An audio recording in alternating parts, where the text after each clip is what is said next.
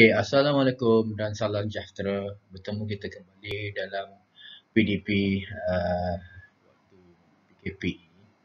Okey, hari ini kita akan mempelajari tajuk sejarah tingkatan 4 iaitu 4, iaitu penyerahan Sarawak kepada kerajaan British.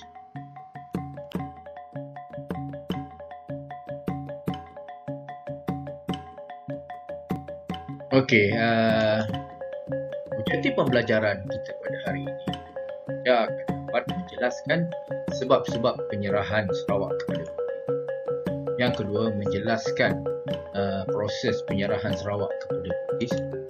Dan ketiga, dapat menilai kepentingan berwaspada dalam membuat sebarang tindakan. Okay, marilah kita melihat tajuk pembincangan iaitu sebab penyerahan Sarawak kepada British. Antara sebab penyerahan Sarawak ialah masalah pewarisan tahta Raja Brooke. Kedua, desakan kerajaan British untuk menguasai Sarawak. Dan ketiga, masalah kewangan pentadbiran yang dihadapi oleh Bina Brooke.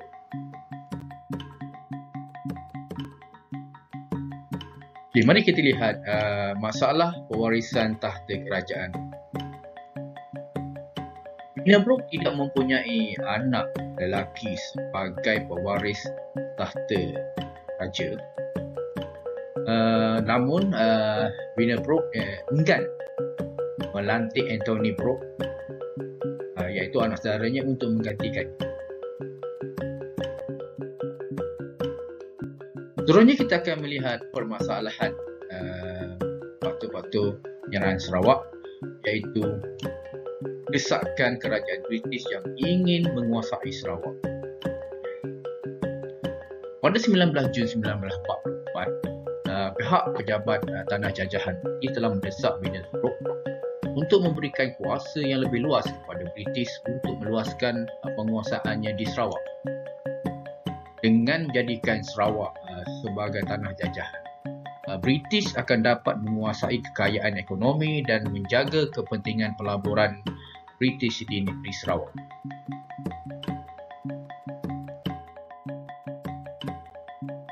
Di samping itu, pada 28 Februari 1945, pejabat tanah jajahan telah mengutus surat kepada Bina Brooke tentang pendirian untuk menyerahkan Sarawak kepada British.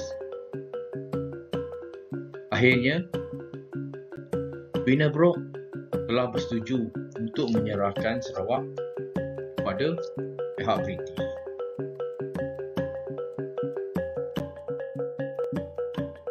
Seterusnya, masalah kewangan pentadbiran Bina Brooke juga menjadi faktor penyumbang kepada penyerahan Sarawak kepada pihak British.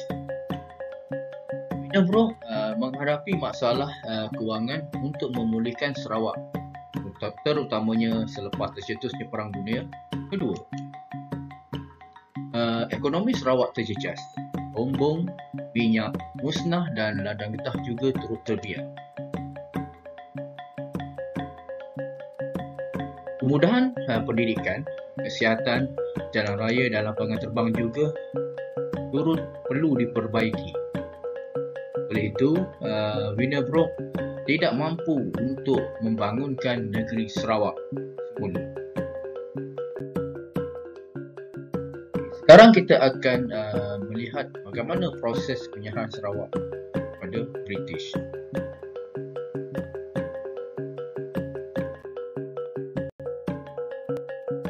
Berdasar carta aliran ini akan dapat menerangkan proses penyerahan Sarawak kepada British. Yang pertama, pada 28 Februari 1945, pejabat tanah jajahan British telah mengutus surat kepada Bina Brooke supaya meminta beliau menandatangani perjanjian dengan George Henry Hall, setiausaha tanah jajahan. Jadi pada 24 Oktober 1945, Bina Brooke telah bersetuju menyerahkan Sarawak kepada British. Berikutan itu, Bina Brooke telah menghantar Gerard T. McBrien untuk mendapatkan persetujuan daripada Ketua Tempatan Sarawak. Itu satu dokumen telah ditandatangani oleh Ketua Tempatan Sarawak yang dibuat tanpa pengetahuan rakyat Sarawak. Kerajaan British telah mengarahkan Werner Brooke supaya mendapatkan kelulusan Majlis Negeri dan persetujuan rakyat Sarawak terlebih dahulu. Oleh itu, pada 2 Mei 1946, Kerajaan British telah menghantar dua orang ahli parlimen iaitu Hammond dan juga Ray William untuk membuat tinjauan Kuching. Hasil tinjauan tersebut dapati sebahagian besar penduduk bumi menentang penyerahan Sarawak. Kedua, orang Cina menyokong penyerahan Sarawak kepada British, dan ketiga, terdapat juga penduduk yang tidak memahami maksud penyerahan Sarawak. Oleh itu, Majlis Negeri telah mengeluarkan rang undang-undang penyerahan. Keputusannya menunjukkan bahawa golongan pro penyerahan telah menang dengan 19 undi berbanding 16 undi yang menentang. Jadi dapatlah disimpulkan bahawa di sini taraf Sarawak sebagai negeri naungan British telah dimaksudkan. Sarawak telah disahkan sebagai negeri jajahan British pada 1 Julai 1946. Hari pengisytiharan Sarawak telah diisahkan di Kuching.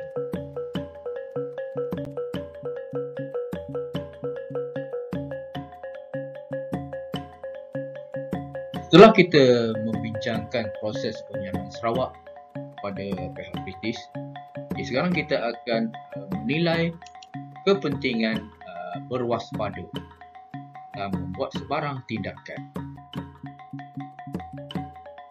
Antara kepentingan sifat berwaspada ialah berwaspada dapat mengelakkan kesilapan sejarah berulang. Dalam hal ini, kita jangan mempercayai janji yang ingin memberikan kemerdekaan. Contohnya, Perlembagaan 1941 Sarawak telah menetapkan akan memberi pemerintahan sendiri kepada penduduk Sarawak.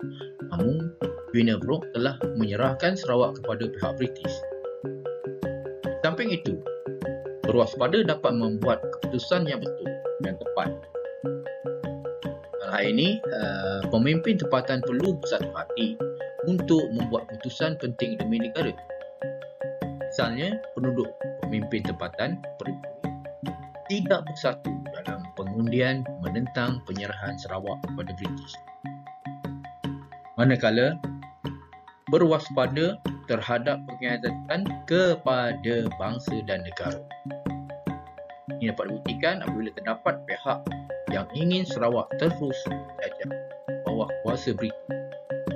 Contohnya, pemimpin Sarawak ada yang mahu kekal Sarawak diserahkan pada koloni British. Okey, di akhir pembincangan kita pada hari ini, dapatlah cikgu buktikan bahawa kita perlu berhati-hati dengan kuasa asing yang ingin menguasai negara kita. Itu tadi kita telah mempelajari bagaimana ataupun sebab-sebab Sarawak diserahkan kepada British dan juga proses penyerahan Sarawak kepada British, serta melihat kepentingan sifat berwaspada kepada kuasa-kuasa asing. Sekian, terima kasih.